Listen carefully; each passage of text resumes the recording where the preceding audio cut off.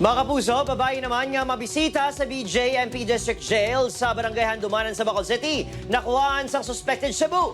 Yaring balita nga itong gintutukan. Isa ka semana antes ang Valentine's Day, ginbisitahan ni Cheche ang iyakagugma ng isa ka PDL sa BJMP Male Dormitory sa Barangay Handumanan, Bacolod City.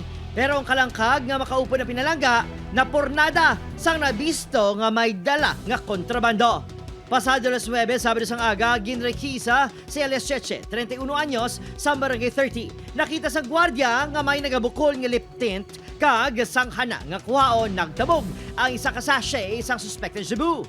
Ila intention magpasulod, mag-try to enter into illegal contraband.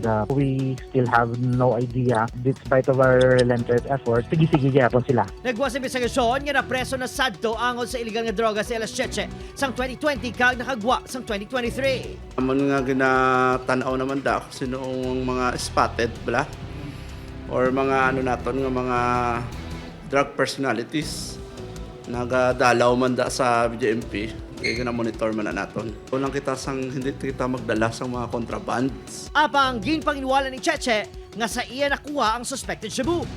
Muna gani gusto ko ipabuksan to nilang CCTV para maano man ikag ang duwa to napon kag indasunan bala pagpa-check ko liwat. Sana in-hold na lang ni ma'am Bangod sa insidente, temporaryong ginpauntat sang BJMP ang pagbaton sang mga bisita. Pasakaan si Elas Cheche sa reklamo sa paglapas ng Section 11 sa Comprehensive Dangerous Drugs Act of 2002.